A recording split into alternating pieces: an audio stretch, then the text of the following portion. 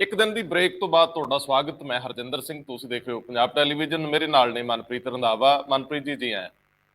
ਬਹੁਤ ਬਹੁਤ ਸ਼ੁਕਰੀਆ ਤੁਹਾਡਾ ਰੰਧਾਵਾ ਜੀ। ਮਨਪ੍ਰੀਤ ਜੀ, ਪੰਜਾਬ ਦੇ ਵਿੱਚ ਹੁਣ ਸਿਆਸਤ ਸਟੈਂਡ ਅਪ ਕਮੇਡੀ ਵਰਗੀ ਹੋ ਗਈ। ਜਦੋਂ ਸਿੱਧੂ ਸਾਹਿਬ ਕਹਿੰਦੇ ਕਿ ਬਿਜਲੀ 3 ਰੁਪਏ ਦੇਵਾਂਗੇ ਜਦੋਂ ਸਾਡੀ ਸਰਕਾਰ ਆਊ, ਤੇ ਜਿਹੜੇ ਮੰਚ ਤੋਂ ਵੀ ਇਹ ਖਬਰ ਪ੍ਰਕਾਸ਼ਿਤ ਹੋਈ, ਥੱਲੇ ਟੋਕਰੇ ਭਰ ਕਮੈਂਟ ਆਏ, ਸਾਨੂੰ ਵੀ ਲੋਕਾਂ ਭੇਜੇ ਇਨਵਰਟਡ ਕਾਮਾਸ ਦੇ ਵਿੱਚ ਕਿ ਸਿੱਧੂ ਸਾਹਿਬ ਨੂੰ ਯਾਦ ਕਰਾ ਦਿਓ, ਆਪਾਂ ਕਿਹੜਾ ਪਾਕਿਸਤਾਨ 'ਚ, ਇੱਥੇ ਵੀ ਆਪਣੀ ਸਰਕਾਰ ਆ, ਤੁਸੀਂ ਉਸ ਪਾਰਟੀ ਦੇ ਪ੍ਰਧਾਨ ਹੋ ਜਿਹਦੀ ਸਰਕਾਰ ਚੱਲਦੀ ਹੈ। ਦੂਜਾ ਸਵਾਲ ਕਿ ਕੈਪਟਨ ਅਮਰਿੰਦਰ ਸਿੰਘ ਔਰ ਨਵਜੋਤ ਸਿੰਘ ਸਿੱਧੂ ਸਾਰੇ ਯਤਨਾਂ ਦੇ ਬਾਵਜੂਦ ਇਕੱਠੇ ਨਹੀਂ ਤੁਰ ਰਹੇ।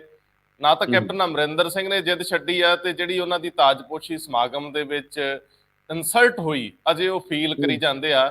ਬਟਾਲੇ ਦੇ ਵਿੱਚ ਤ੍ਰਿਪਤ ਰਜਿੰਦਰ ਸਿੰਘ ਬਾਜਵਾ ਨੂੰ ਇਹਦਾ ਨਮੂਨਾ ਵੇਖਣ ਨੂੰ ਮਿਲ ਗਿਆ। ਸੇਖੜੀ ਦੇ ਕਹੇ ਬੜਾ ਕੁਝ ਬਦਲਤਾ ਅਗਲਿਆਂ ਬਟਾਲੇ 'ਚ, ਤੇ ਸੇਖੜੀ ਨੇ ਕਿਹਾ ਬਾਜਵਾ ਸਾਹਿਬ ਜਦੋਂ ਆਉਣਾ ਜ਼ਰੂਰੀ ਬਹਾਨੇ ਨਾਲ ਹੀ ਆਇਓ, ਉੱਦਾਂ ਆਉਣ ਦੀ ਲੋੜ ਨਹੀਂ ਬਟਾਲੇ। ਅੱਛਾ, ਇਸ ਤੋਂ ਅੱਗੇ ਤੁਰਦੇ ਆ, ਇਹ ਪੰਜਾਬ ਦੇ ਵਿੱਚ ਵਰਤਾਰਾ ਅੱਗੇ ਵਧੂਗਾ, ਇੱਥੇ ਗੱਲ ਕਰਾਂਗੇ। ਪੰਜਾਬ ਦੇ ਵਿੱਚ ਹੀ ਅਗਲੇ ਦਿਨਾਂ 'ਚ ਜਦੋਂ ਖਰੀਦ ਹੋਣੀ ਆ ਫਸਲ ਦੀ, ਕੇਂਦਰ ਨੇ ਜਰਾ ਹੱਥ ਘੁੱਟ ਲਿਆ, ਮਤਲਬ ਚੀਕਾਂ ਨਿਕਲਣਗੀਆਂ ਸਾਡੀਆਂ ਹੁਣ, ਤੇ ਚੀਕਾਂ ਕਿਵੇਂ ਕਢਾਉਣੀਆਂ ਨੇ ਉਹਨਾਂ ਨੂੰ ਪਤਾ ਹੈ, ਲੇਕਿਨ ਅਸੀਂ ਵੀ ਲੜਨਾ ਜਾਣਦੇ ਹਾਂ, ਕਿਸਾਨ ਆਖਦੇ। ਤੇ ਕਿਸਾਨਾਂ ਦੇ ਵਿੱਚ ਵੀ ਮਤਭੇਦ ਦੀਆਂ ਖਬਰਾਂ ਆ ਰਹੀਆਂ, 2 ਕਮੇਟੀਆਂ ਬਣਾਤੀਆਂ ਗਈਆਂ, ਚਡੋਨੀ ਦਾ ਮਾਮਲਾ ਅਜੇ ਹੱਲ ਨਹੀਂ ਹੋਇਆ, ਐਡਰੈਸ ਕਰਨਾ ਬਾਕੀ ਆ। ਤੇ ਇਹਦੇ ਨਾਲ ਹੀ ਅੱਗੇ ਤੁਰਾਂਗੇ।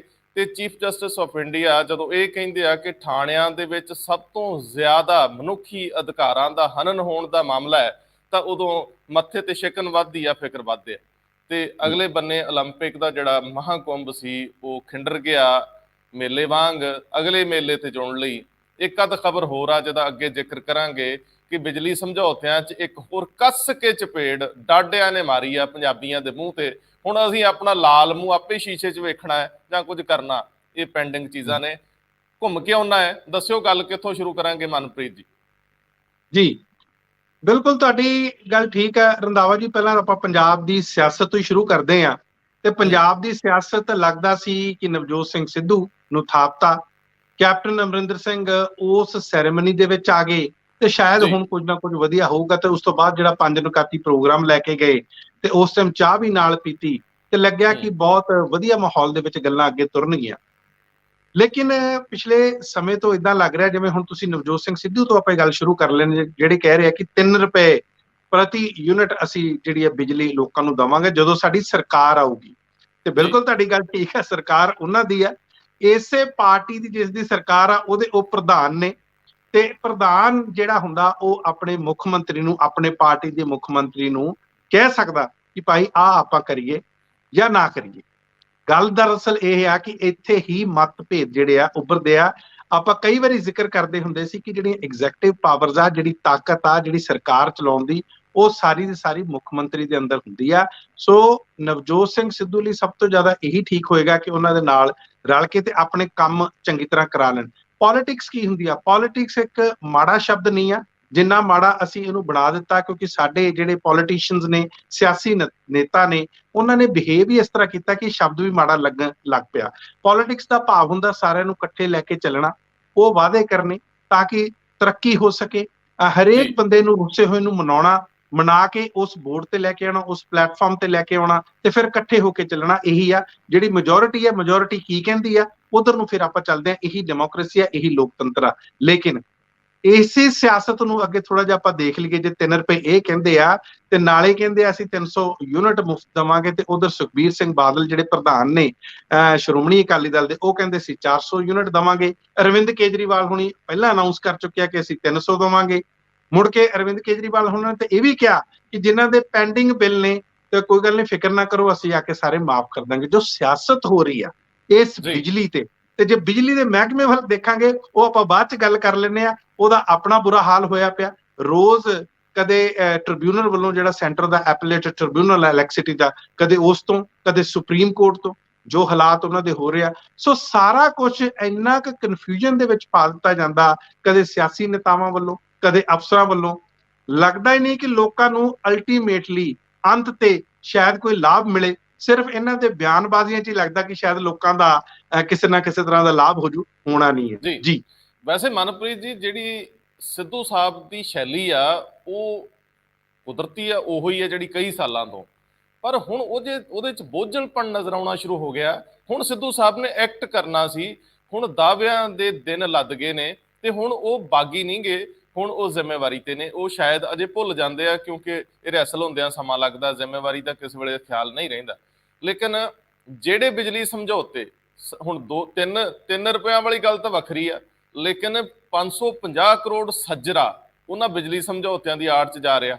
ਔਰ ਇੱਕ ਹੋਰ ਸਵਾਲ ਆ ਕਿ ਪਿਛਲੇ ਸਮੇਂ 'ਚ 5000 ਕਰੋੜ ਤੋਂ ਜ਼ਿਆਦਾ ਇਸ ਤਰ੍ਹਾਂ ਦਾ 5000 ਕਰੋੜ ਰੁਪਏ ਤੋਂ ਜ਼ਿਆਦਾ ਜਾ ਚੁੱਕਿਆ। ਮੈਨੂੰ ਦੱਸੋ ਕਿਹੜਾ ਕਿਸੇ ਮੁੱਖ ਮੰਤਰੀ ਨੇ ਜੇਬ 'ਚੋਂ ਦੇਣਾ, ਕਿਹੜਾ ਕਿਸੇ CMD ਨੇ ਜੇਬ 'ਚੋਂ ਦੇਣਾ, ਬਿਜਲੀ ਬੋਰਡ ਦੇ ਇੰਜੀਨੀਅਰਸ ਨੇ ਦੇਣਾ ਤਾਂ ਤੁਸੀਂ ਅਸੀਂ। ਪੰਜਾਬ ਦੇ ਲੋਕ ਬੋਲਦੇ ਕਿਉਂ ਨਹੀਂ? ਸਾਡਾ ਕੋਈ ਪ੍ਰੈਸ਼ਰ ਗਰੁੱਪ ਹੀ ਹੈ ਨਹੀਂ।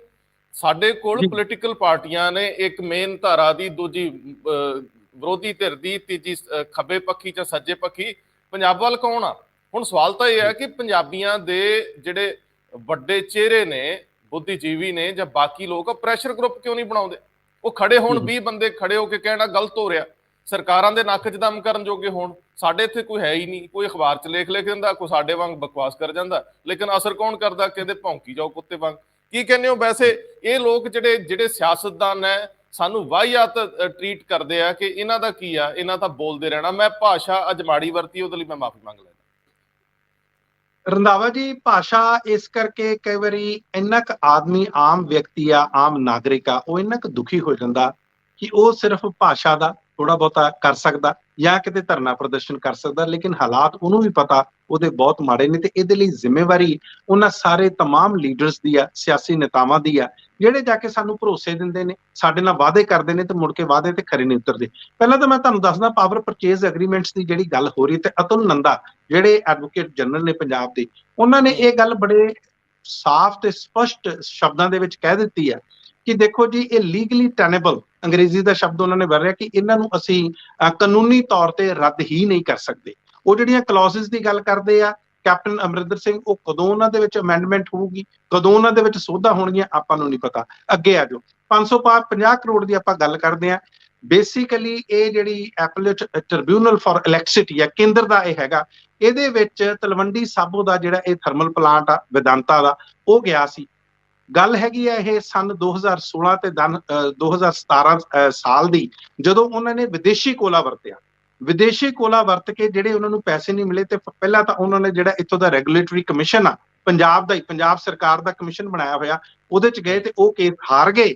ਤੇ ਜਦੋਂ ਫਿਰ ਫਾਈਨਲੀ ਉਹਨਾਂ ਨੂੰ ਜਿਹੜਾ ਐਪਲੇਟ ਟ੍ਰਿਬਿਊਨਲ ਆ ਇਲੈਕਟ੍ਰਿਸਿਟੀ ਦਾ, ਉੱਥੇ ਜਾਣਾ ਪਿਆ, ਤੇ ਉਹਨਾਂ ਨੇ ਰੰਧਾਵਾ ਜੀ 472 ਕਰੋੜ ਰੁਪਇਆ ਪਾਵਰਕਾਮ ਨੂੰ ਕਿਹਾ ਕਿ ਇਹਨਾਂ ਨੂੰ ਦੋ, ਕਿਉਂਕਿ ਇਹਨਾਂ ਨੂੰ ਮਜਬੂਰ ਹੋਣਾ ਪਿਆ ਵਿਦੇਸ਼ੀ ਕੋਲਾ ਵਰਤਣ ਲਈ। ਮੈਂ ਇੱਥੇ ਇਹ ਵੀ ਦੱਸਦਾ ਕਿ ਵਿਦੇਸ਼ੀ ਕੋਲੇ ਦੀ ਜਦੋਂ ਗੱਲ ਆਉਂਦੀ ਹੈ, ਤੇ ਪਿਛਲੇ ਦਿਨਾਂ ਦੇ ਵਿੱਚ ਸੁਪਰੀਮ ਕੋਰਟ ਦੇ ਵਿੱਚ ਵੀ ਕੇਸ ਆਇਆ ਸੀ। ਉਦੋਂ ਕੋਲੇ ਦੀ ਕੁਆਲਿਟੀ ਨੂੰ ਲੈ ਕੇ, ਉਹਦੀ ਮਾਤਰਾ ਨੂੰ ਲੈ ਕੇ ਬੜੇ ਸਵਾਲ ਉੱਠੇ ਸੀ, ਤੇ ਉਦੋਂ 3400 ਕਰੋੜ ਦਾ ਬੋਝ ਇਹਨਾਂ ਤੇ ਪਿਆ ਸੀ, ਯਾਨੀ ਕਿ ਪਾਵਰਕਾਮ ਤੇ ਪਿਆ ਸੀ, ਸਰਕਾਰ ਨੂੰ ਦੇਣੇ ਪਏ ਸੀਗੇ। ਤੇ ਹੁਣ 472, ਇਹ ਤੇ ਨਾਲ ਹੀ ਲੇਟ ਫੀਸ ਹੈ ਜਿਹੜੀ 80 ਕਰੋੜ ਦਾ ਜਿਹੜਾ ਸਰਚਾਰਜ ਆ, ਉਹਨਾਂ ਨੇ ਉਹ ਵੀ ਲਾਇਆ। 550 ਕਰੋੜ ਤੁਸੀਂ ਦੇਖ ਲਓ ਇਹ ਲਾਤਾ। ਤੇ ਜਿਹੜੇ ਵੇਣੂ ਪ੍ਰਸਾਦ ਨੇ, ਜਿਹੜੇ ਮੈਨੇਜਿੰਗ ਡਾਇਰੈਕਟਰ ਕਮ ਚੇਅਰਮੈਨ ਨੇ ਪਾਵਰਕਾਮ ਦੇ, ਉਹ ਕਹਿੰਦੇ ਜੀ ਅਸੀਂ ਰੈਗੂਲੇਟਰੀ ਕਮਿਸ਼ਨ ਚੋਂ ਕੇਸ ਜਿੱਤ ਗਏ ਸੀਗੇ, ਕਿਉਂਕਿ ਉਹਨਾਂ ਨੇ ਇਸ ਥਰਮਲ ਪਲਾਂਟ ਦੇ ਖਿਲਾਫ ਫੈਸਲਾ ਦਿੱਤਾ ਸੀ, ਇਸੇ ਕਰਕੇ ਉਹ ਟ੍ਰਿਬਿਊਨਲ ਚ ਗਏ। ਲੇਕਿਨ ਹੁਣ ਅਸੀਂ ਸੋਚਾਂਗੇ ਕਿ ਅਸੀਂ ਸੁਪਰੀਮ ਕੋਰਟ ਜਾਣਾ ਕਿ ਨਹੀਂ ਜਾਣਾ। ਕਹਿਣ ਦਾ ਮਤਲਬ ਕਿ ਇਹ ਸਾਰਾ ਕੁਝ ਇਹ ਦਿਖਾ ਰਿਹਾ ਕਿ ਆਪਸ ਦੇ ਵਿੱਚ ਇੱਕ ਪਾਸੇ ਸਿਆਸੀ ਨੇਤਾ ਜਿਹੜੇ ਲੀਡਰ ਨੇ, ਉਹ ਵਾਅਦੇ ਕਰਦੇ ਨੇ ਅਸੀਂ ਬਿਜਲੀ ਇੰਨੇ ਦੀ ਦੇ ਦਾਂਗੇ, ਇੰਨੇ ਮੁਫਤ ਯੂਨਿਟ ਦੇ ਦਾਂਗੇ। ਪਹਿਲਾਂ ਤੁਸੀਂ ਅੰਦਰਲੀ ਹਾਲਤ ਤਾਂ ਦੇਖੋ, ਤੁਹਾਡੇ ਜਿਹੜੇ ਪਾਵਰ ਪਲਾਂਟਸ ਨੇ ਪਹਿਲਾਂ ਤਾਂ ਬੰਦ ਪਏ ਰਹਿੰਦੇ ਨੇ, ਤੁਹਾਡੇ ਇੰਜੀਨੀਅਰ ਸਾਨੂੰ ਸਮਝ ਨਹੀਂ ਆਉਂਦੇ ਕਿ ਉਹ ਕੀ ਕਰਦੇ ਆ, ਕਾਹਦੀਆਂ ਤਨਖਾਹਾਂ ਲੈਂਦੇ ਆ, ਤੇ ਕੀ ਉਹਨਾਂ ਦੀ ਜ਼ਿੰਮੇਵਾਰੀ ਆ। ਤੇ ਦੂਸਰੇ ਪਾਸੇ ਜਿਹੜੀ ਐਡਮਿਨਿਸਟ੍ਰੇਸ਼ਨ ਤੌਰ ਤੇ, ਪ੍ਰਸ਼ਾਸਨਿਕ ਤੌਰ ਤੇ ਇਹ ਜਿਹੜਾ ਸਾਰਾ ਕੁਝ ਹੋ ਰਿਹਾ, ਕਿਉਂ ਨਹੀਂ ਕੋਈ ਕਲੀਅਰ ਕੱਟ ਪਾਲਿਸੀ ਹੈਗੀ? ਜਦੋਂ ਤੁਹਾਨੂੰ ਜੀ ਵੈਸੇ ਮਨਪ੍ਰੀਤ ਜੀ, ਇਹ ਸਵਾਲ ਉਦੋਂ ਹੀ ਖੜੇ ਹੁੰਦੇ ਆ ਜਦੋਂ ਦੋ ਵੱਖ-ਵੱਖ ਧਰਾਵਾਂ 'ਚ ਲੀਡਰ ਬਹਿੰਦੇ ਆ। ਸੱਤਾ ਦੇ ਵਿੱਚ ਅੰਦਰ ਸਭ ਚੱਲੀ ਜਾਵੇ ਤੇ ਚੱਲੀ ਜਾਵੇ। ਹੁਣ ਦੋ ਧਾਰਾ ਨੇ, ਦੋ ਸੱਤਾ ਕੇਂਦਰ ਨੇ, ਦੋਵੇਂ ਰੇਲ ਦੀਆਂ ਪਟੜੀਆਂ ਵਾਂਗ ਚੱਲਦੀਆਂ ਮਿਲਦੀਆਂ ਕਿਤੇ ਨਹੀਂ। ਸਿੱਧੂ ਸਾਹਿਬ ਨੇ 4 ਮੁੱਦੇ ਉਠਾਤੇ। ਪਹਿਲਾਂ ਉਹਨਾਂ ਨੇ ਕਿਹਾ ਆ ਬਿਜਲੀ ਸਮਝੌਤਿਆਂ ਵਾਲਾ, ਪਹਿਲਾਂ ਤੇ ਉਹਨਾਂ ਬੇਅਦਬੀ ਮਾਮਲਿਆਂ ਦਾ ਕਿਹਾ, ਅਗਲਿਆਂ ਨੇ ਕਹਿਤਾ ਕਿ ਉਹ ਕੋਰਟ ਦੇ ਵਿੱਚ ਆ ਤੇ ਅਸੀਂ ਜਿਹੜਾ ਸਾਡੇ ਹੱਥ 'ਚ ਕੰਮ ਉਹ ਪੂਰੀ ਤੇਜ਼ੀ ਨਾਲ ਕਰ ਰਹੇ ਹਾਂ। ਮਤਲਬ ਉਹ ਕਹਿੰਦੇ ਜੀ ਅਸੀਂ ਇਦਾਂ ਹੀ ਚੱਲਣਾ। ਦੂਜੇ ਬੰਨੇ ਜਿਹੜਾ ਉਹਨਾਂ ਨੇ ਸਵਾਲ ਉਠਾਇਆ, ਬਿਗ ਫਿਸ਼ਸ ਦਾ ਜ਼ਿਕਰ ਆਉਂਦਾ ਰਹਿੰਦਾ ਨਸ਼ੇ 'ਚ। ਉਹ ਕਹਿੰਦੇ ਜੀ ਇਹ ਜੋ ਅਸੀਂ ਕਰ ਸਕਦੇ ਸੀ ਕੋਰਟ 'ਚ ਜਮ੍ਹਾਂ ਕਰਾਤਾ। ਸਾਡੀ ਜਿਹੜੀ STF ਦੀ ਸਟੇਟਸ ਰਿਪੋਰਟ ਆ ਉਹ ਪਈ ਆ, ਹਾਈ ਕੋਰਟ ਨੇ ਹੁਣ ਦੱਸਣਾ। ਤੀਜੀ ਗੱਲ ਜਿਹੜੀ ਆ ਬਿਜਲੀ ਸਮਝੌਤਿਆਂ ਵਾਲੀ, ਤੇ ਇਹਦੇ ਵਿੱਚ ਜਿਹੜੇ ਅਤੁਲਨ ਦਾ ਉਹ ਕਹਿੰਦੇ ਨੇ ਵੀ ਸਾਡੇ ਹੱਥ 'ਚ ਕੱਖ ਨਹੀਂ। ਇਹਦਾ ਮਤਲਬ ਹੈ ਚੌਥਾ ਸਵਾਲ ਕਿ ਜਿਹੜੇ ਸਿੱਧੂ ਦੇ ਨਾਲ ਤੁਰਦੇ ਸੀ, ਤ੍ਰਿਪਤ ਰਜਿੰਦਰ ਬਾਜਵਾ ਕਦੇ ਮੁੱਖ ਮੰਤਰੀ ਦੇ ਬਹੁਤ ਨੇੜੇ ਸੀਗੇ, ਬਟਾਲੇ ਤੇ ਉਹਨਾਂ ਦਾ ਹਲਕਾ ਸੀ ਫਤਿਹਗੜ੍ਹ ਚੂੜੀਆਂ, ਲੇਕਿਨ ਉਹਨਾਂ ਨੇ ਨਾਲ ਕਬਜਾਇਆ ਹੋਇਆ ਸੀ ਬਟਾਲਾ। ਅਗਲੀ ਵਾਰ ਦੀ ਤਿਆਰੀ ਉਹਨਾਂ ਦੀ ਬਟਾਲੇ ਤੋਂ ਸੀ। ਹੁਣ ਹਾਲਾਤ ਬਦਲੇ ਤੇ ਬਟਾਲੇ ਦਾ ਜਿਹੜਾ ਚੋਬਰ ਸੀ ਅਗਲਿਆਂ ਨੇ ਖੜਾ ਕਰਤਾ ਕੱਢ ਕੇ। ਫਿਰ ਉੱਥੋਂ ਦਾ DSP ਜਿਹੜਾ ਅੱਖ ਦਾ ਤਾਰਾ ਸੀ ਕਹਿੰਦੇ ਪਹਿਲਾਂ ਤ੍ਰਿਪਤ ਦਾ, ਉਹ ਦੂਜਾ ਲਾਤਾ। ਹੁਣ ਇੱਕ ਮੀਟਿੰਗ ਜਿਹੜੀ DC ਗੁਰਦਾਸਪੁਰ ਔਰ ਬਟਾਲੇ ਦੇ SSP ਨਾਲ ਸੇਖੜੀ ਲੈ ਰਿਹਾ, ਸੇਖੜੀ ਬਟਾਲੇ ਦੇ ਸਰਦਾਰ ਹੋ ਗਏ। ਇਹਦਾ ਮਤਲਬ ਉੱਪਰਲੇ ਸਰਦਾਰ ਦੀ ਅੱਖ ਬਦਲੀ ਤੇ ਥੱਲੇ ਦੇ ਸਰਦਾਰ ਬਦਲ ਗਏ। ਇਹਦਾ ਮਤਲਬ ਇਹ ਸਰਦਾਰੀਆਂ ਦਾ ਮਸਲਾ ਅਗਲੇ ਦਿਨਾਂ 'ਚ ਸਾਰੇ ਪੰਜਾਬ 'ਚ ਫੈਲੂਗਾ। ਹੁਣ ਸਵਾਲ ਤਾਂ ਇਹ ਹੈ ਕਿ ਕੁੱਲ ਮਿਲਾ ਕੇ ਮੁੱਦਿਆਂ ਦੀ ਰਾਜਨੀਤੀ ਕਰਨ ਦੇ ਨਾਂ ਤੇ ਸਿਆਸਤ ਫਿਰ ਧੜਿਆਂ ਦੀ ਹੋ ਗਈ। ਪੰਜਾਬੀਆਂ ਨੂੰ ਕੀ ਮਿਲਿਆ? 2 ਮਹੀਨੇ ਚੰਗਾ ਰੱਸਾਕਸ਼ੀ ਹੋਈ, ਸਾਡੀਆਂ ਖਬਰਾਂ ਬਣਦੀਆਂ ਰਹੀਆਂ, ਤੇ ਇਹ ਜ਼ੋਰ ਪੰਜਾਬੀਆਂ ਦਾ ਸਾਰਾ ਢੋਲ ਦੀ ਥਾਪ ਵਰਗਾ ਲੱਗਦਾ ਰਿਹਾ। ਨਿਕਲਿਆ ਕੁੱਲ ਮਿਲਾ ਕੇ ਕੀ? ਆਖੇ ਜੀ ਮੇਰਾ ਕੌਣ ਤੇ ਤੇਰਾ ਕੌਣ, ਤੇ ਅਗਲੇ 4 ਮਹੀਨੇ ਏਦਾਂ ਨਿਕਲ ਜਾਣੇ ਆ। ਤੇ ਫਿਰ ਟਿਕਟਾਂ ਦੀ ਰੱਸਾਕਸ਼ੀ ਸ਼ੁਰੂ ਹੋ ਜੂ। ਕਾਲੀਆਂ ਨੇ 20 ਬੰਦੇ 12 ਬੰਦੇ ਹੋਰ ਅਨਾਉਂਸ ਕਰਤੇ ਵੱਖ-ਵੱਖ ਹਲਕਿਆਂ 'ਚ, ਉਹੋ ਜਿਹੇ ਬੰਦੇ ਫਿਰ ਆ ਗਏ। ਸਵਾਲ ਤਾਂ ਇਹ ਹੈ ਕਿ ਮੁੱਦਾ ਕਿੱਥੇ ਆ? ਬਿਜਲੀ 300 ਜਾਂ 400 ਯੂਨਿਟ, ਹੋਰ 100,000 ਵਧਾ ਕੇ ਕਿਸੇ ਨੂੰ ਪੈਨਸ਼ਨ ਵਧਾ ਦਿਓਗੇ। ਜਨਰੇਸ਼ਨ ਕਿੱਥੋਂ ਆ ਰੈਵਨਿਊ ਦੀ? ਕਿੱਥੇ ਆ ਬੱਚਿਆਂ ਦੇ ਰੁਜ਼ਗਾਰ? ਕਿਸੇ ਦੇ ਹੱਥ 'ਚ 50,000 20,000 ਆਉਂਦਾ ਹੋਊਗਾ ਤੇ ਉਹ 1000 ਦਾ ਆਪੇ ਪ੍ਰਬੰਧ ਕਰ ਲੂਗਾ, ਉਹ ਦਾਲ ਦੂਲ ਖਰੀਦ ਲੂਗਾ। ਸਵਾਲ ਤਾਂ ਸਰ ਇਹ ਬਹੁਤ ਐਡਰੈਸ ਕਰਨ ਵਾਲੇ। ਕੀ ਕਹਿੰਦੇ ਹੋ? ਧੜਿਆਂ ਦੀ ਰਾਜਨੀਤੀ ਅੱਗੇ ਵੱਧ ਰਹੀ ਹੈ ਤੇ ਹੋਰ ਵਧੂਗੀ। ਪੰਜਾਬੀਆਂ ਨੇ ਇਹਦੇ 'ਚ ਵੀ ਨਿਸਲ ਹੋਣਾ, ਹਰਨਾ ਹੀ ਹੈ। ਜੀ ਬਿਲਕੁਲ ਰੰਧਾਵਾ ਜੀ, ਤੁਸੀਂ ਦੇਖੋ, ਤੁਸੀਂ ਅਸ਼ਵਨੀ ਸੇਖੜੀ ਹੋਣਾ ਦੀ ਗੱਲ ਕੀਤੀ ਆ, ਤੇ ਪਿਛਲੇ ਦਿਨਾਂ ਦੇ ਵਿੱਚ ਉਹਨਾਂ ਦੀ ਚਰਚਾਵਾਂ ਸੀ ਕਿ ਉਹ ਤਾਂ ਜੀ ਸ਼ਾਇਦ ਸ਼੍ਰੋਮਣੀ ਅਕਾਲੀ ਦਲ ਜੁਆਇਨ ਕਰ ਲੈਣਗੇ ਜਾਂ ਪਾਰਟੀ ਛੱਡ ਦੇਣਗੇ। ਕਿਸੇ ਨਾ ਕਿਸੇ ਤਰ੍ਹਾਂ ਕੈਪਟਨ ਅਮਰਿੰਦਰ ਸਿੰਘ ਹੋਣਾ ਦੇ ਧੜੇ ਨੇ ਜਾਂ ਕੈਪਟਨ ਅਮਰਿੰਦਰ ਸਿੰਘ ਨੇ ਬਤੌਰ ਮੁੱਖ ਮੰਤਰੀ ਉਹਨਾਂ ਨੂੰ ਰੋਕਿਆ। 3 ਵਾਰੀ ਦੇ ਉਹ MLA ਰਹਿ ਚੁੱਕੇ ਨੇ, ਵਿਧਾਇਕ ਰਹਿ ਚੁੱਕੇ ਨੇ ਇਸੇ ਕਾਂਗਰਸ ਪਾਰਟੀ ਤੋਂ, ਸੀਨੀਅਰ ਲੀਡਰ ਮੰਨੇ ਜਾਂਦੇ ਨੇ। ਹੁਣ ਗੱਲ ਆਉਂਦੀ ਹੈ ਕਿ ਤ੍ਰਿਪਤ ਰਜਿੰਦਰ ਸਿੰਘ ਬਾਜਵਾ ਹੋਣਾ ਦੀ। ਪਿਛਲੇ ਦਿਨਾਂ ਦੇ ਵਿੱਚ ਉਹ ਜਿਸ ਤਰ੍ਹਾਂ ਖੜੇ ਨੇ ਕੈਪਟਨ ਅਮਰਿੰਦਰ ਸਿੰਘ ਦੇ ਖਿਲਾਫ ਮੋਰਚਾ ਬੰਨ ਕੇ, ਤੇ ਨਾਲ ਖੜੇ ਨੇ ਨਵਜੋਤ ਸਿੰਘ ਸਿੱਧੂ ਤੇ ਇਹ ਲੜਾਈ ਤਾਂ ਜਾਪਦੀ ਸੀ। ਤੁਹਾਨੂੰ ਯਾਦ ਹੋਣਾ ਜਦੋਂ ਇਹਨਾਂ ਨੂੰ ਪਾਵਰ ਜਿਹੜਾ health power corporate system corporation ਆ, ਉਹਦਾ ਚੇਅਰਮੈਨ ਹਟਾ ਕੇ ਤੇ ਸੇਖੜੀ ਨੂੰ ਲਾ ਦਿੱਤਾ ਗਿਆ ਸੀ। ਉਸ ਟਾਈਮ ਤੋਂ ਹੀ ਲੱਗਦਾ ਸੀ ਕਿ ਸਿਆਸਤ ਹੁਣ ਕਿਹੜੇ ਪਾਸੇ ਨੂੰ ਜਾਊਗੀ।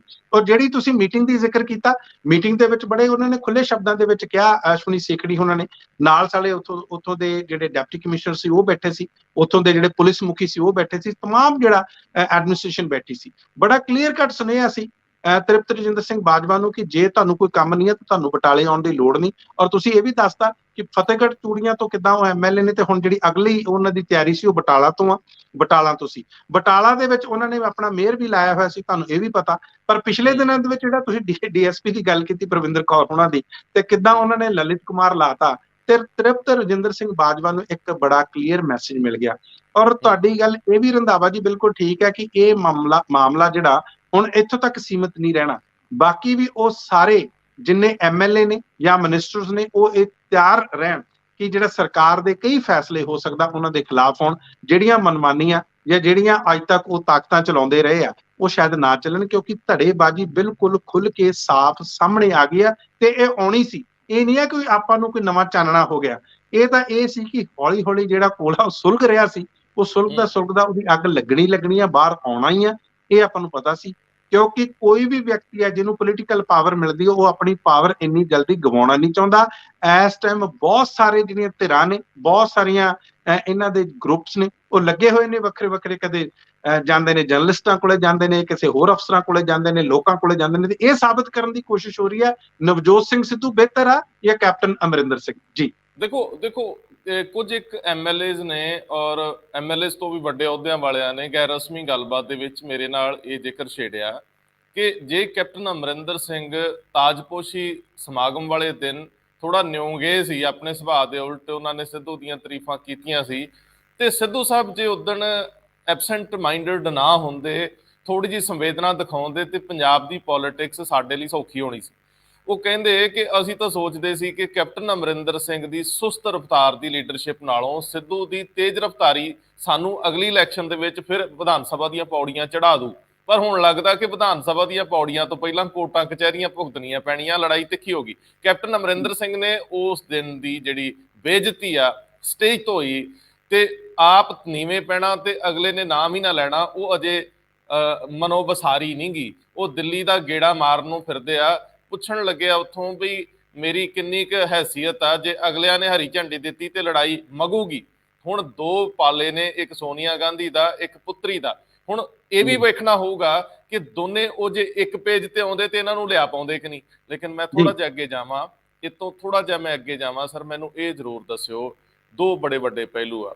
ਇਸ ਪਹਿਲੂ ਤੇ ਆਉਣ ਤੋਂ ਪਹਿਲਾਂ ਕਿ ਸਾਡੇ ਹੱਕ ਹਕੂਕ ਛਿੱਕੇ ਟੰਗ ਤੇ ਜਾਂਦੇ ਆ। ਇੱਕ ਇਨਸਾਨ ਨੂੰ ਥਾਣਿਆਂ ਦੇ ਵਿੱਚ ਜੇ ਚੀਫ ਜਸਟਿਸ ਕੁਝ ਕਹਿ ਰਹੇ ਨੇ, ਇਹਦਾ ਮਤਲਬ ਹੈ ਬਹੁਤ ਕੇਸਿਸ ਉਹਨਾਂ ਕੋਲ ਆਉਂਦੇ ਹੋਣਗੇ, ਥੱਲੇ ਦੀਆਂ ਕੋਰਟਾਂ ਤੋਂ ਉੱਪਰ ਤੱਕ ਉਹਨਾਂ ਕੋਲ ਡਾਟਾ ਹੋਊਗਾ, ਅੰਕੜੇ ਹੋਣਗੇ।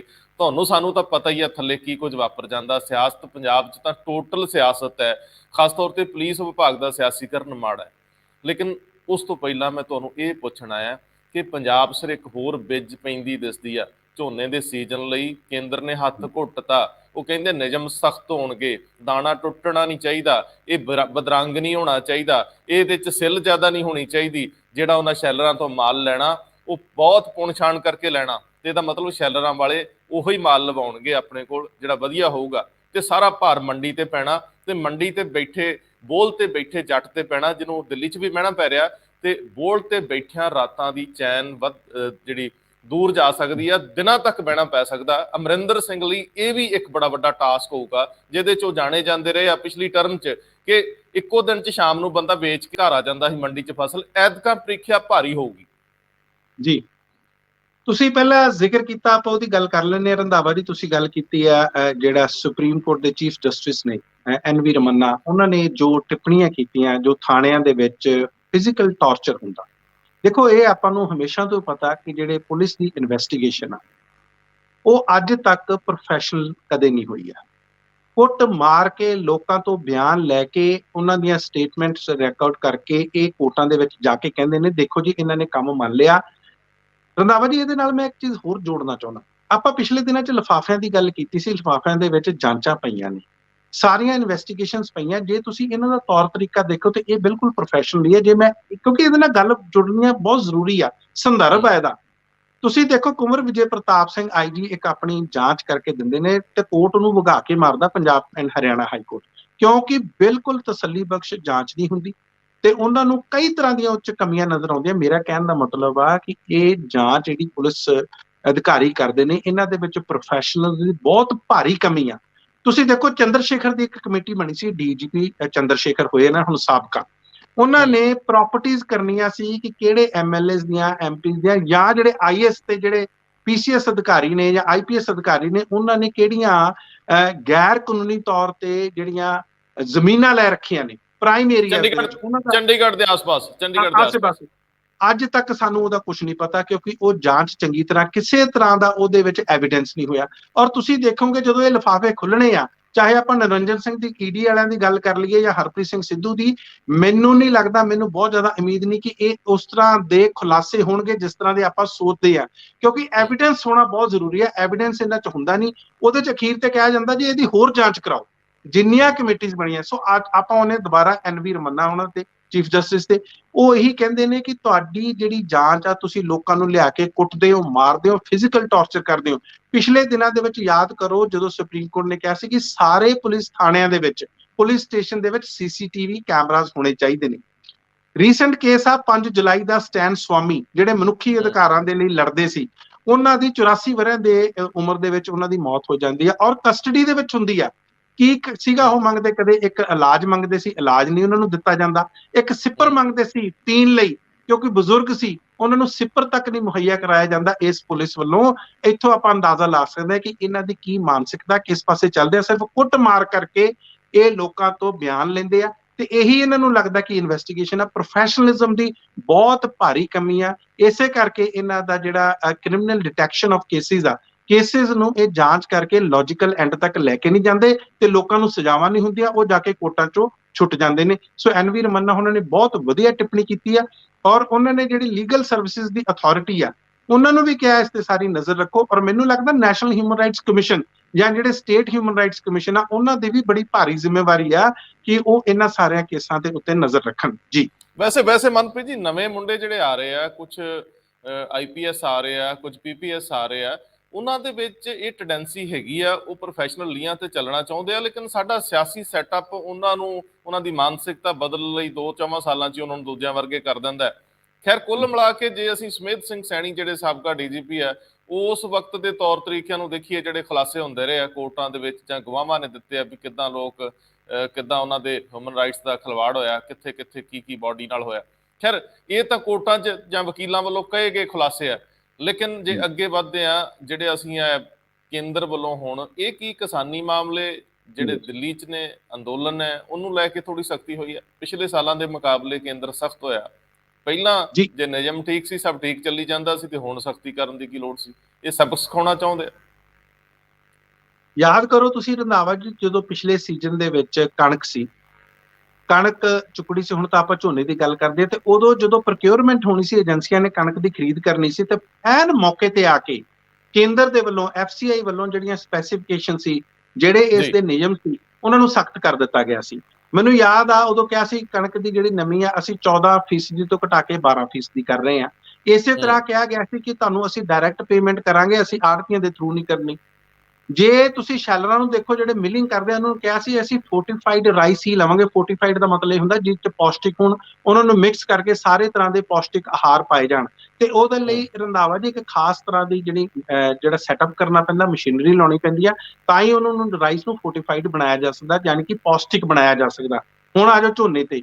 ਝੋਨੇ ਦੀ ਤੁਹਾਨੂੰ ਪਤਾ ਕਿ ਆਉਣ ਵਾਲੇ ਸਤੰਬਰ-ਅਕਤੂਬਰ ਦੇ ਮਹੀਨੇ 'ਚ ਤਿਆਰੀਆਂ ਸ਼ੁਰੂ ਹੋ ਜਾਣੀਆਂ। ਹੁਣ ਫੇਰ ਇਸ ਤਰ੍ਹਾਂ ਦੇ ਜਿਹੜੇ ਇਹਨਾਂ ਨੇ ਜਿਹੜੇ ਕੱਸਣੇ ਸ਼ੁਰੂ ਕਰਤੇ, ਆਪਣੇ ਜਿਹੜੇ ਨਿਯਮ ਆ, ਕਹਿਤਾ ਕਿ ਜਿਹੜੀ ਨਮੀ ਆ ਉਹ ਜਿਹੜੀ ਆ ਘੱਟੋ ਘੱਟ ਹੋਣੀ ਚਾਹੀਦੀ ਆ।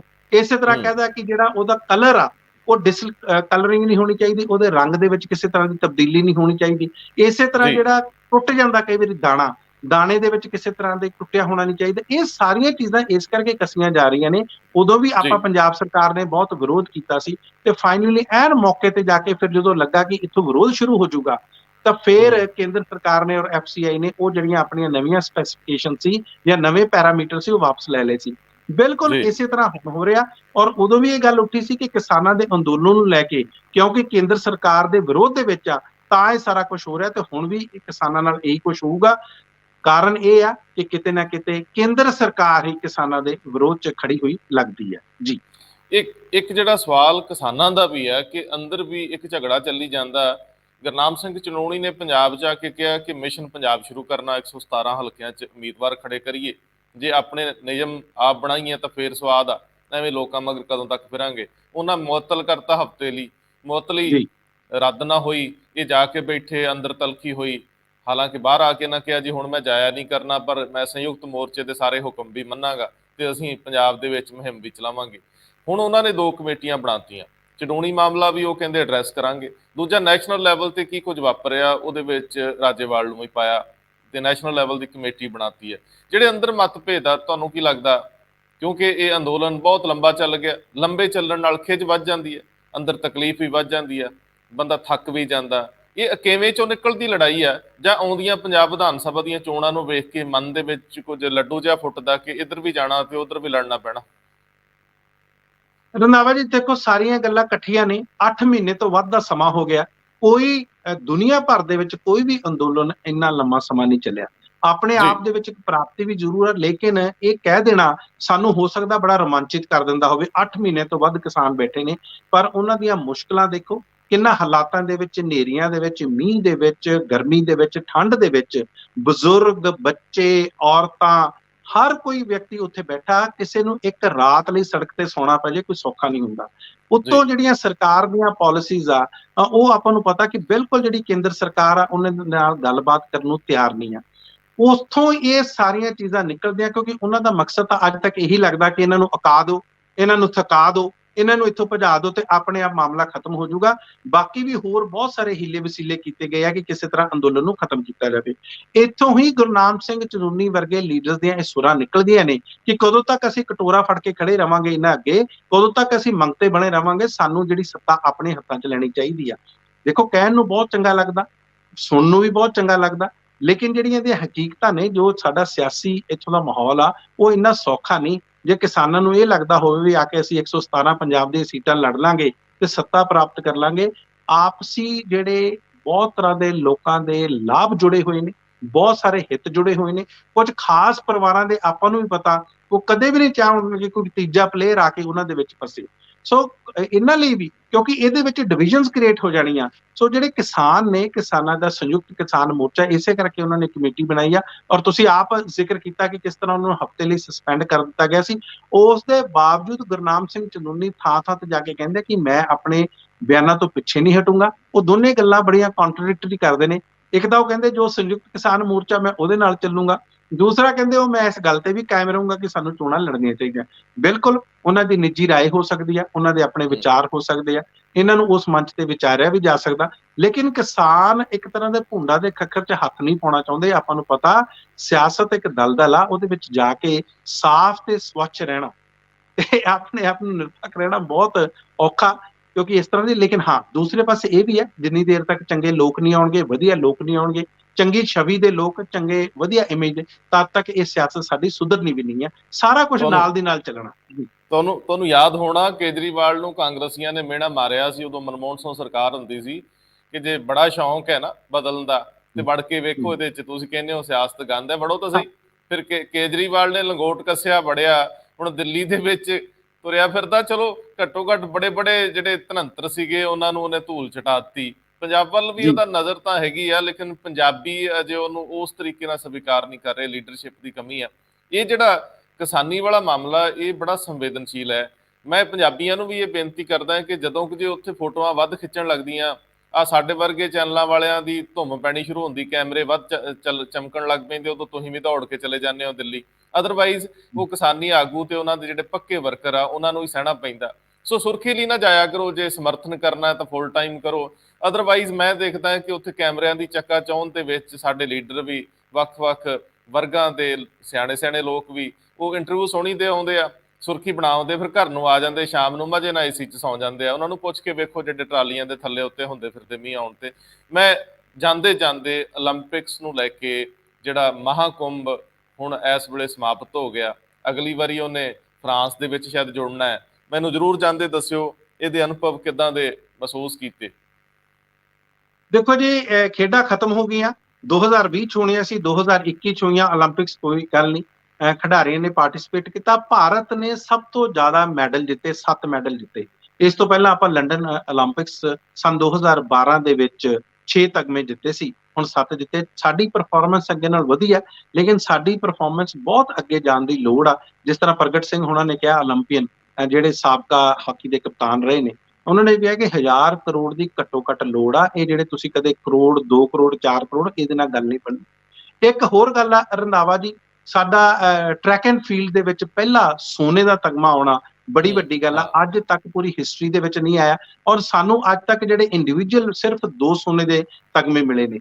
ਇੱਕ ਮੈਂ ਹੋਰ ਕਰਦਾ ਕਿ ਅਸੀਂ ਇਸ ਟਾਈਮ 48ਵੇਂ ਨੰਬਰ ਤੇ ਰਹੇ ਆ, ਤੇ ਟੋਟਲ ਸਿਰਫ 81 ਦੇਸ਼, 81 ਜਿਹੜੇ ਦੇਸ਼ ਆ, ਉਹਨਾਂ ਨੇ ਮੈਡਲ ਜਿੱਤੇ ਆ। ਹਾਲਾਂਕਿ 193 ਅਫੀਸ਼ੀਅਲ ਤੌਰ ਤੇ 205 ਅਨਅਫੀਸ਼ੀਅਲੀ ਕਮੇਟੀਆਂ, ਕਿਉਂਕਿ ਓਲੰਪਿਕਸ ਆ ਉਹਨਾਂ ਦੇ, ਉਹ ਭਾਗ ਲੈ ਰਹੇ ਸੀ। ਅਮਰੀਕਾ ਨੇ ਬਿਲਕੁਲ ਮੱਲਾਂ ਮਾਰੀਆਂ, ਪਹਿਲੇ ਨੰਬਰ ਤੇ ਰਿਹਾ। ਇੱਕ ਮੈਂ ਥੋੜੀ ਜਿਹੀ ਤੁਹਾਨੂੰ ਹੋਰ ਗੱਲ ਜ਼ਰੂਰ ਇੰਟਰਸਟਿੰਗ ਦੱਸਣਾ ਚਾਹੁੰਦਾ ਕਿ ਜਿਹੜੇ ਇਹ ਨੀਰਜ ਚੋਪੜਾ ਜਿਨ੍ਹਾਂ ਨੇ 골ਡ ਮੈਡਲ ਲਿੱਤਾ, ਇਹਨਾਂ ਦੇ ਜਿਹੜੇ ਕੋਚ ਨੇ ਈਸਟ ਜਰਮਨੀ ਦੇ, ਉਹ ਵਨ ਇਹਨਾਂ ਦਾ ਨਾਮ ਆ, ਈਸਟ ਜਰਮਨੀ। ਤੇ ਇਹਨਾਂ ਨੇ 1984 ਦੇ ਵਿੱਚ ਓਲੰਪਿਕਸ 'ਚ ਭਾਗ ਲੈਣਾ ਸੀ, ਉਸ ਦਾ ਬਾਈਕਾਟ ਕੀਤਾ ਸੀ, ਕਿਉਂਕਿ ਪਹਿਲਾਂ ਅਮਰੀਕਾ ਨੇ ਕੀਤਾ ਤੇ ਉਸ ਤੋਂ 80 'ਚ ਤੇ 84 'ਚ ਇਹਨਾਂ ਨੇ ਕੀਤਾ, ਰਸ਼ੀਆ ਦੇ ਬਲਾਕ ਨੇ। ਈਸਟ ਜਰਮਨੀ ਉਹਨਾਂ ਦੇ ਨਾਲ ਸੀ, 14 ਮੁਲਕ ਸੀ। ਉਹਨਾਂ ਨੇ ਫਿਰ ਕੀ ਕੀਤਾ, ਜਦੋਂ ਭਾਗ ਨਹੀਂ ਲਿੱਤਾ ਤੇ ਆਪਣੇ ਮੁਲਕ ਦੇ ਵਿੱਚ ਬਰਲਿਨ ਦੇ ਵਿੱਚ ਇਹ ਖੇਡਾਂ ਹੋਈਆਂ, ਤੇ ਉਹਨਾਂ ਨੇ 104 ਮੀਟਰ ਜੈਵਲਿਨ ਸਿਟੀ, ਜਿਨ੍ਹਾਂ ਨੂੰ ਕੋਚਿੰਗ ਇਹਨਾਂ ਨੇ ਦਿੱਤੀ ਆ ਨੀਰਜ ਚੋਪੜਾ, ਅੱਜ ਵੀ ਉਹਨਾਂ ਦਾ ਵਰਲਡ ਰੈਕੋਰਡ ਆ। ਕਿਹਾ ਜਾਂਦਾ ਇਹਨਾਂ ਨੂੰ ਰਿਕੋਗਨਾਈਜ਼ ਕਰਦੇ ਆ ਜਾਂ ਨਹੀਂ ਕਰਦੇ, 6 ਫੁੱਟ 6 ਇੰਚ ਦੀ ਉਹਨਾਂ ਦੀ ਹਾਈਟ ਆ। ਇੱਕ ਤਾਂ ਇਹ ਗੱਲ ਕਰਨੀ ਬਹੁਤ ਜ਼ਰੂਰੀ ਆ ਕਿ ਉਹ ਜ਼ਰੂਰੀ ਸੀ। ਦੂਸਰਾ, ਇਹ ਜਿਹੜੇ ਕੋਚ ਆਉਂਦੇ ਨੇ, ਇਹਨਾਂ ਦੀ ਬੜੀ ਭੂਮਿਕਾ। ਇੱਕ ਚੀਜ਼ ਮੈਂ ਥੋੜੀ ਜਿਹੀ ਇੰਟਰਸਟਿੰਗ ਹੋਰ ਦੱਸਦਾ। 5ਵੇਂ ਨੰਬਰ ਤੇ ਰਸ਼ੀਆ ਨੇ ਇਸ ਖੇਡਾਂ ਦੇ ਵਿੱਚ ਉਹਨਾਂ ਨੂੰ ਬੈਨ ਕੀਤਾ ਸੀ। ਐਜ਼ ਮੁਲਕ ਉਹਨਾਂ ਨੂੰ ਭਾਗ ਨਹੀਂ ਸੀ ਲੈਣ ਦਿੱਤਾ ਜਾ ਰਿਹਾ, ਉਹਨਾਂ ਨੂੰ 4 ਸਾਲਾਂ ਲਈ ਬੈਨ ਕੀਤਾ ਹੋਇਆ। ਇਹ ਜ਼ਰੂਰ ਆਪਾਂ ਦੱਸਦਾ। ਹਾਲਾਂਕਿ ਉਹਨਾਂ ਨੇ ਇੰਡੀਵਿਜੂਅਲ ਤੌਰ ਤੇ ਭਾਗ ਲੈ ਕੇ 5ਵੇਂ ਨੰਬਰ ਤੇ ਰਹੇ ਨੇ, ਬਹੁਤ ਸਾਰੇ ਮੈਡਲ ਉਹਨਾਂ ਨੇ ਜਿੱਤੇ, ਕਿਉਂਕਿ ਉਹਨਾਂ ਦਾ ਜਿਹੜੀ ਵਰਲਡ ਦੀ ਜਿਹੜੀ ਐਂਟੀ ਡੋਪਿੰਗ ਏਜੰਸੀ ਸੀ ਉਹਨਾਂ ਨੇ ਬੈਨ ਕੀਤਾ ਸਨ 2022 ਤੱਕ। ਸੋ ਇਹੋ ਜਿਹੀਆਂ ਮੱਲਾਂ ਮਾਰ ਕੇ ਕੱਲੇ ਖਿਡਾਰੀ ਵੀ ਆ ਜਾਂਦੇ, ਜ਼ਰੂਰੀ ਨਹੀਂ ਕਿ ਮੁਲਕਾਂ ਤੋਂ ਆਉਂਦੇ ਨੇ। ਇਹ ਸਾਰਾ ਕੁਝ ਪੋਲਿਟਿਕਸ ਚੱਲਦੀ ਰਹਿੰਦੀ ਹੈ, ਤੇ ਉਮੀਦ ਕਰਦੇ ਹਾਂ ਫਰਾਂਸ ਦੇ ਵਿੱਚ, ਪੈਰਿਸ ਦੇ ਵਿੱਚ ਜਿਹੜੀ ਭਾਰਤ ਦੀ ਜਿਹੜੀ ਪ੍ਰਦਰਸ਼ਨ ਆ ਉਹ ਹੁਣ ਨਾਲੋਂ ਹੋਰ ਵਧੀਆ ਹੋਏਗਾ। ਬਹੁਤ ਸਾਰੇ ਖਿਡਾਰੀ ਜਿਹੜੇ ਆ ਉਹ ਇੰਸਪਾਇਰ ਹੋਣਗੇ, ਪ੍ਰੇਰਿਤ ਹੋਣਗੇ ਜੀ। ਮਨਪ੍ਰੀਤ ਜੀ, ਬੀਤੀ ਸ਼ਾਮ ਭਾਰਤ ਦੇ ਸਾਬਕਾ ਖੇਡ ਮੰਤਰੀ ਸਰਦਾਰ ਮਨੋਹਰ ਸਿੰਘ ਗਿੱਲ ਮੇਰੇ ਨਾਲ ਸੀ, ਜਿਹੜੇ ਕਿ ਭਾਰਤ ਦੇ ਮੁੱਖ ਚੋਣ ਕਮਿਸ਼ਨਰ ਵੀ ਰਹੇ।